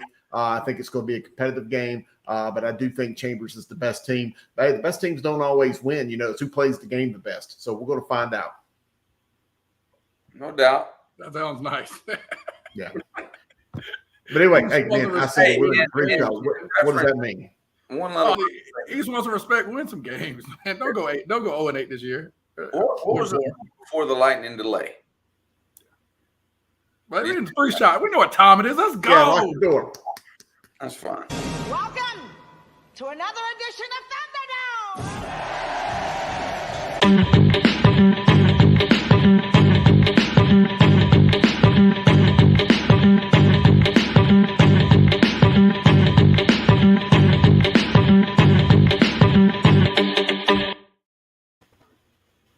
All right, guys. Well, hey, here we are, Coach versus Coach. At least one last time. I don't know how many more times we're going to get to do that here during the year, but we're going to take advantage of it right now. Coach versus Coach.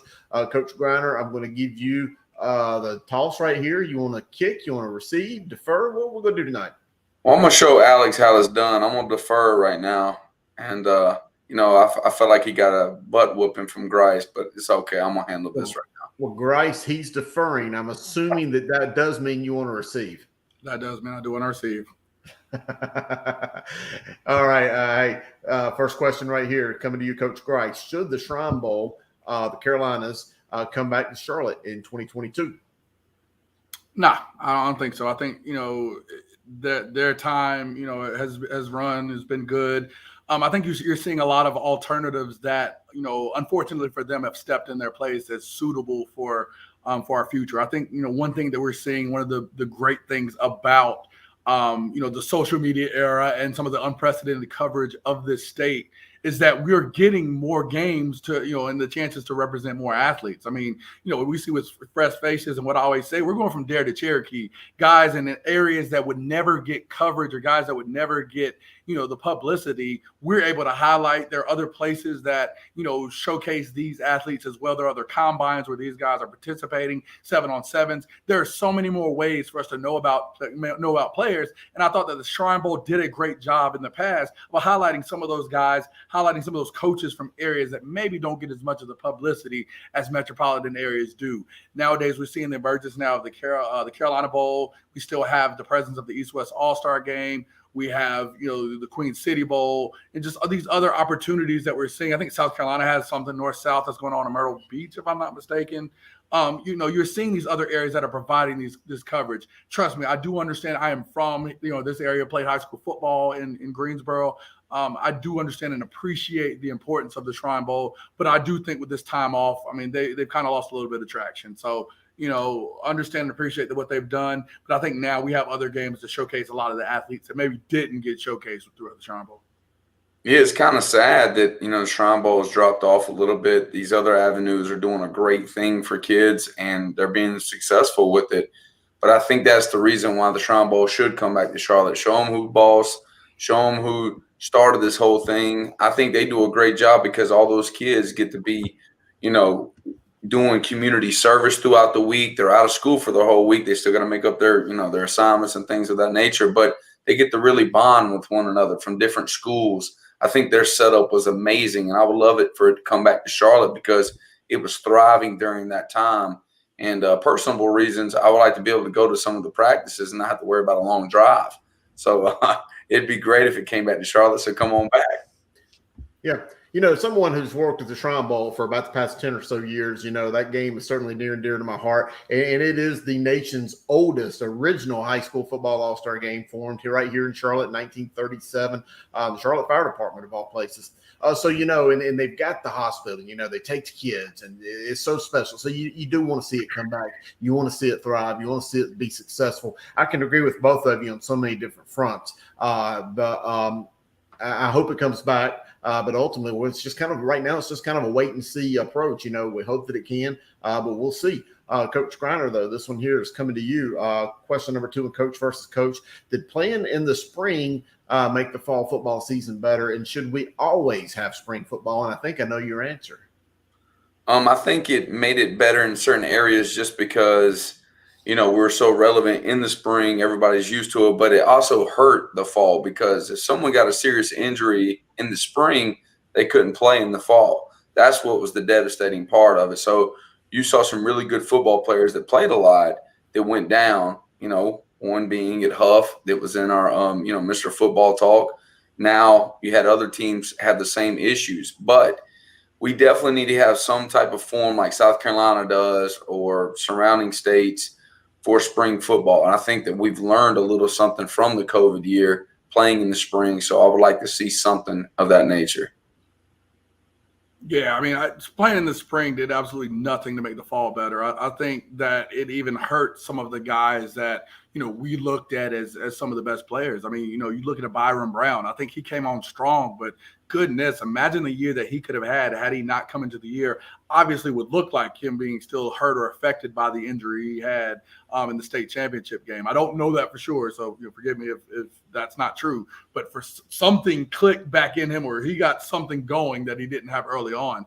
You're seeing a lot of programs that seem to start slow. We talked about wallace-rose. I don't know specifically if that was the reason, but a lot of things that that because of playing spring ball, teams started slow in the fall that I think would have if they had a fall season prior, they would have had that time to rest and recover. You look at a team like Chambers. How incredible are they for the fact that they've played, borderline 35 games or so now in a calendar year. You talk about, we're at 48 weeks maybe or so, and they played 35 of those that have been a game week for them. That's an insane amount of, of games on those young kids' bodies. So, I do think we should have some form of spring activity that's a little more rigorous than we do currently, but I don't think it should be spring tackle.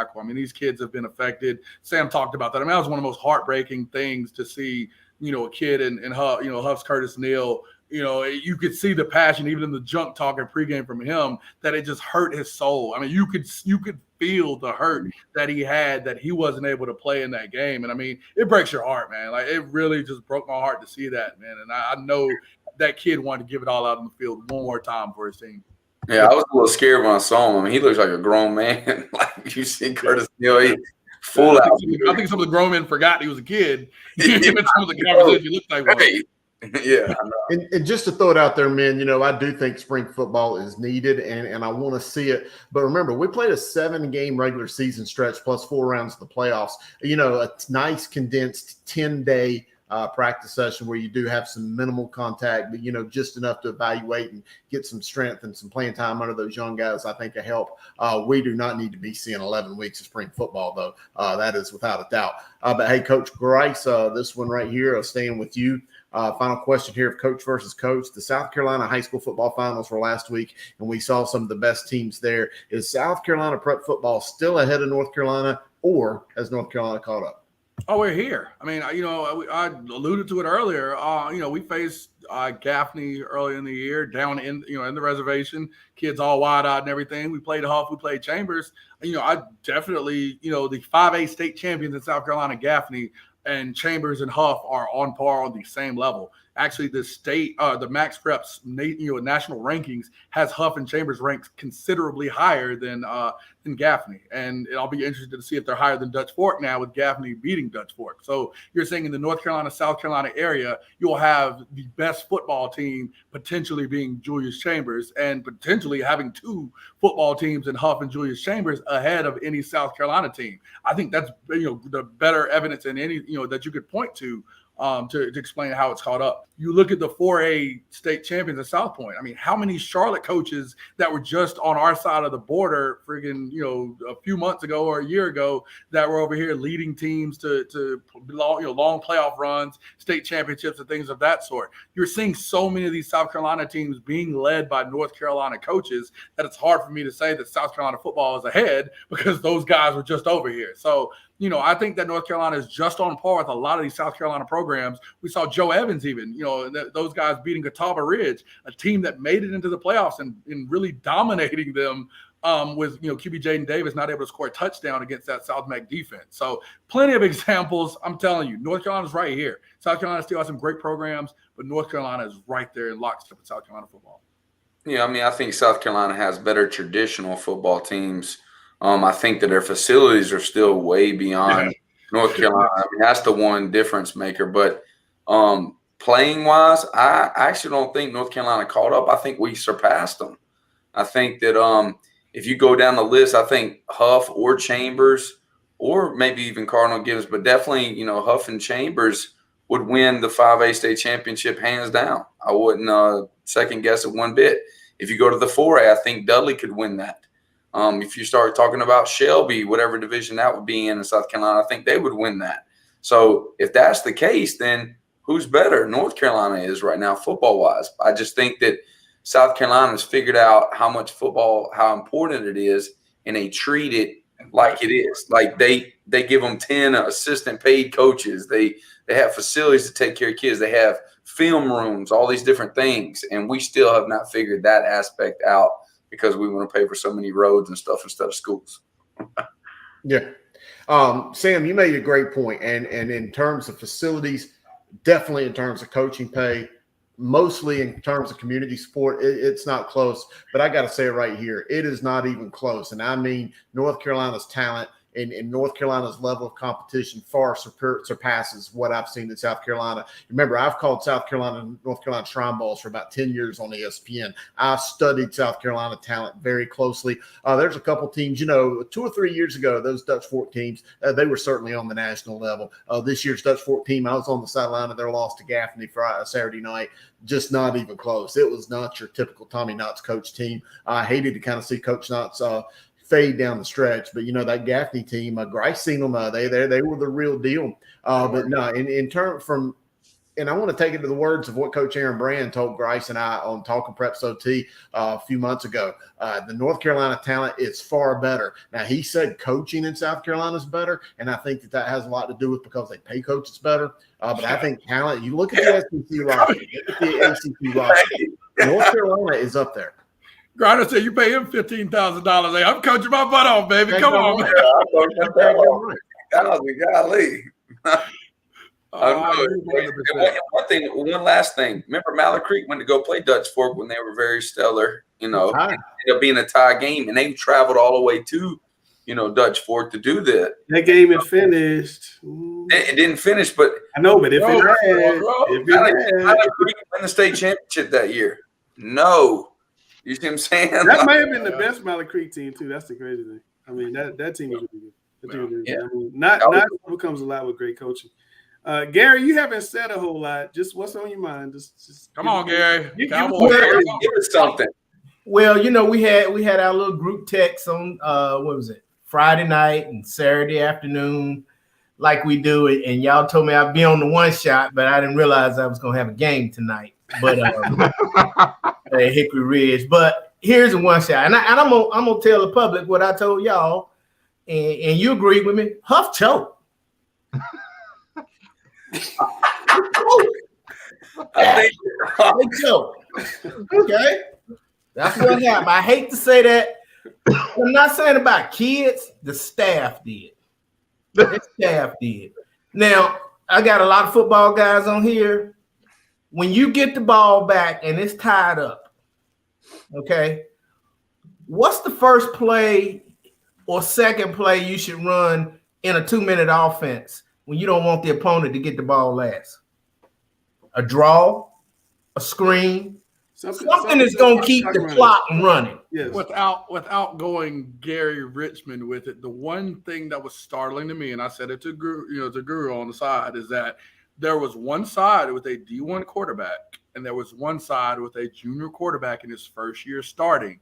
Mm-hmm. And the way they were treated, to me, was the opposite. One was 11 for 12 in the fourth quarter. The other seemed to be treated very conservatively. And I think he was 11 for 12 in the fourth quarter. I think that was what it said.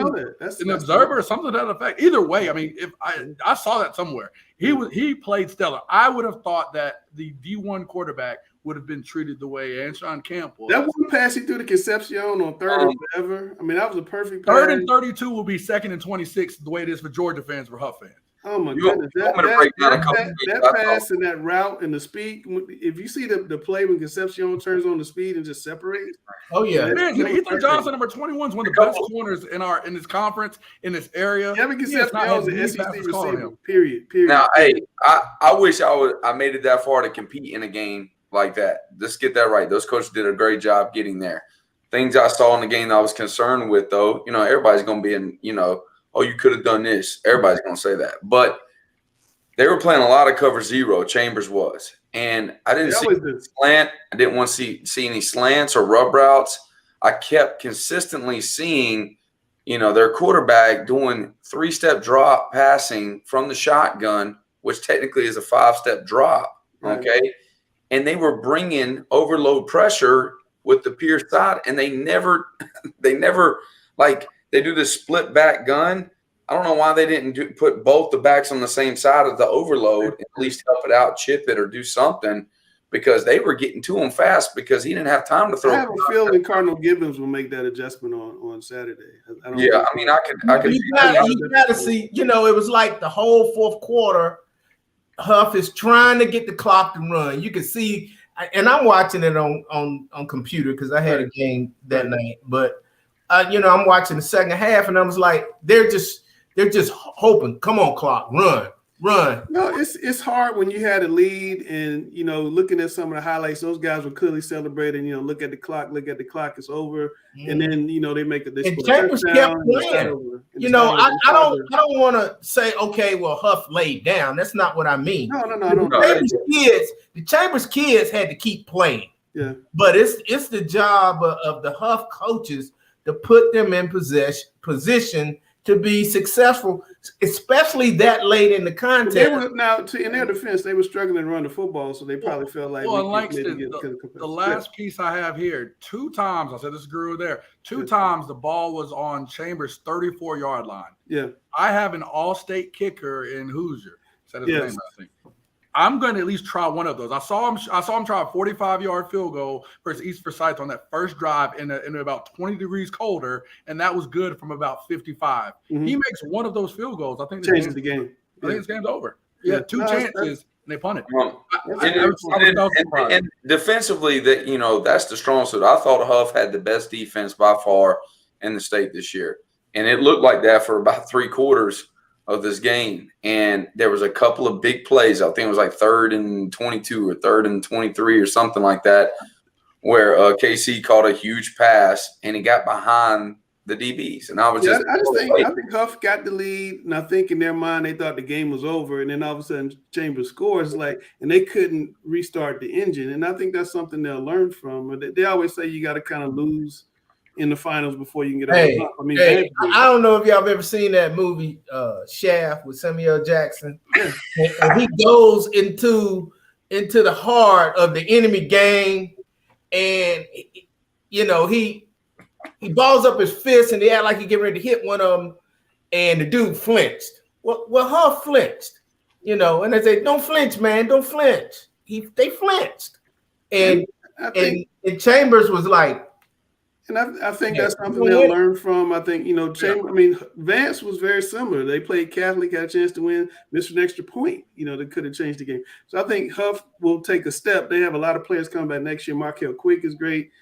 Ted Hudson is great. They got defenders coming back. So it's, the same conversations we're having right now about Chambers and Huff, we're going to have next year. Because Chambers brings back every offensive starter, I think, except one.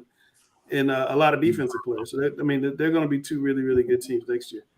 It's the replay. But all those keys coming back in Chambers. It's the replay. Well, Grice just put something in the chat. I want to repeat this. It might change it. Might change the scenario a little bit. But first we got to get through a state championship game, and it's going to be a great game. I think. I don't think it's going to be a blowout, like Sam was saying. I think it's going to be a fourth quarter game. I'm not sure who's going to win. I do think what is a blowout considered? How many points is a blowout? 14 or more in a state championship game. I'd say 3 scores. Oh, 21. You play video. You play Madden. I just think that if Gibbons can get it's an early 17 or greater, that's 3 scores. So. Gibbons gets an early lead or is tied, and the fans get into it because it's going to be 3-1 fans for Gibbons. I think it's going to make a difference. I really do. And Chambers has a really bad habit of getting a 30-yard run called back for a 10-yard hold, and that happens a lot. So we'll have to wait and see what happens. Should be a great week of championship games, guys. Enjoyed the show today. Want to let everybody know that we're going to give out Mr. Football, the biggest award in North Carolina, tomorrow on Talking Preps Overtime. Tune in at 8 o'clock. Wherever you're watching this right now, you can watch it tomorrow. Observer Twitter, News Observer Twitter, Facebook, YouTube, on the website. Be sure to be there at 8 o'clock. We're going to have special interviews with Chambers coach Glenwood Fairby, Shelby's Mike Wilbanks, and Stephen Wright of Cardinal Gibbons. They were really good in interviews, so you guys should look out for that. Go ahead, Gary. Yeah, I was just going to tell the Huff faithful, don't make the same mistake that Myers Park did, that you fire your coach because he lost one game to the state champs. You got a great coaching staff at Huff, had a bad night, but it's still a great coaching staff, a great program. But don't make the same mistake that Myers Park did, thinking they were a coach away from a state championship. Well, I think Matt Jenkins is one of the best coaches around, and Chachi and all those guys do a really good job on defense. I think, this game will help them down the road, when they face this kind of game again. Because ultimately it comes down to players. You got to have dudes. They always have dudes. Pastor Gray made the point a long time ago. They always have dudes. Chris, you get the final word before we got here. Oh, I get the final word. No, I mean, not before we go to the star, you get the final word. Oh, okay. Well, man, I'm contractually obligated to give Sam the final word. That. Well, I don't have anything prepared, but I do want to say, I mentioned it during the coach versus coach that I was on the sideline there for the Dutch Fork versus Gaffney 5A state championship game down there in Columbia. Incredible environment for football. They moved it out of the University of South Carolina Stadium, an 85,000 seat venue, and moved it into the 12 to 15,000 seat Benedict Stadium just down the road. You know what? 12, 15,000 seats, very similar to an Elon, very similar to an A&T, and the environment was unbelievable. But, it was tough to see Coach TK, Coach Tommy Nuts, following that one, being a fan of Charlotte, North Carolina football. They just didn't quite have a quarterback this year like they've had. But, just what an incredible run. 62 straight wins coming into that game. The game that started that 62-game stretch was the tie game that wasn't completed against Mallard Creek. So that was kind of good to see the GOAT down there in action. You got to wonder how many more years of coaching he's got left at Dutch Fork. Does he move on to Georgia or Texas or Florida or somewhere else like that? Hard to say. He had a very tough year. Had one of his best players collapse and pass away. I'm like Scottie Pippen on that commercial. Come on home. Yep. But anyway, guys, I always say this: that there ain't no better entertainment value for families than going to a high school football game. It's better than going to the movies. It's better than anything else. We still got 4 big-time games being played this weekend in Raleigh and Chapel Hill. So even if you're not a fan, if your team didn't make it, man, go up there and buy a ticket and support these kids. It's going to be some phenomenal action. I think it's worth the thing. I might even be out there signing autographs with Grice out there. So come out and see us, and let's just watch some football. All right, Blaine, you asked when we're going to start covering basketball. We're covering it every day, man. Go to charlotteobserver.com. It's in there every day. In terms of the show, we'll start doing it next week. I'll have the guru of basketball, Rick Hughes, on next week with the guru of football. So you guys get 2 gurus next week. And Alex will have his girl state rankings finally, and we'll talk about Mr. and Ms. basketball watch list. So the same craziness you see in football, we'll have in basketball. We'll get a little bit started on it next week. But now it's time for the man to get in his one shot, the star of the show. I am none of those things, but I will definitely have a little last word. I'll talk about the star, Brahim Murphy. Tune in Saturday, Army-Navy game. Blessed to go down to the game. Young Life that represents West Charlotte and the West Side schools. They are actually paying for my flight and Coach Cam's flight and another coach, Coach Zapp, that we all coached Brahim together at Harding, and they were like, y'all need to go check it out. So it's going to be a special night. Get to watch. I mean, I've been to a lot of games. I've been to, Penn State, Michigan. I've been to tons of college games, but nothing compares to the Army-Navy game. So tune in, watch number 8, Brahim Murphy. He's going to be a big-time player out there. It's my son. I'm so excited. So I can't wait to talk about it next week after they win and sink Navy. Yeah, that's what's up. People ask me all the time, what's your favorite story that you've ever written? And it's not because Sam's on the show. My most favorite story I've ever written was about a high school football coach who adopted his quarterback because the quarterback was having a bad time. And that story went national, went on CNN and ESPN and everywhere else. And, Sam's going to be on a national show. I don't know if he wants to talk about it because of that. But it's, that was one that really got to me. That's how I got to know Sam from doing that story, actually. And it's got nothing to do with me. And if, the guys that know me really personally, it's everybody would have done the same thing in my situation. I saw a kid that I fell in love with. He was a great kid and a very small individual, about 110 pounds. Yeah, he was little. But he had a heart that outweighed his whole entire body. And my wife made the big decisions. It was a God thing. God, we're big believers in our Lord and Savior Jesus Christ. And he made a big deal to let us know that we need to make this happen. And to be honest with you, we're more blessed to have him in our family than, we were for him. And so it's very special. All right, guys. I always promise to be off by 9:30. I know it's going to be heavy this weekend. I know we promised James Pearce. We had some technical difficulties, so I couldn't get him on. Hopefully we get him on maybe next week. Incredible talent. I will be writing a story about him, so you get to read about him, I think, on Friday morning. But make sure you tune in tomorrow night, 8 o'clock. We're giving out the biggest award in the state. Chris and Grice have worked super hard to come up with we started with 20-some-odd kids. We're down to 3. So you can see who wins the award tomorrow night. Want to thank everybody for being on the show. That's Coach Griner. I'm Langston. That's Gary. That's the one who goes at Chambers. That's him right there. And there's Chris, the #1 voice of high school football, Alex Bass-Contrarian, and my man, Coach Grice, who was unemployed looking for a job. So you guys have an offensive coordinator, quarterback, any of that kind of stuff. We got the guy for it. He can put points on the board. So you don't have to worry about collecting unemployment. Don't have to worry about fourth-quarter comebacks if you hire Grice. Hey, don't let it fool you, Grice. 1,000 people. Aaron got fans out there. Who was that? Next Gen highlights. They do great work. There to go. They film a lot of high school games. All right, guys, we'll catch you tomorrow. Talking Preps Overtime next Tuesday, right back here on Talking Preps North Carolina. We got a super team coming in 2 weeks. Coaches, get your nominations in because when the team comes out, we don't want you sending emails saying you forgot about mine. All right? You got mine, right?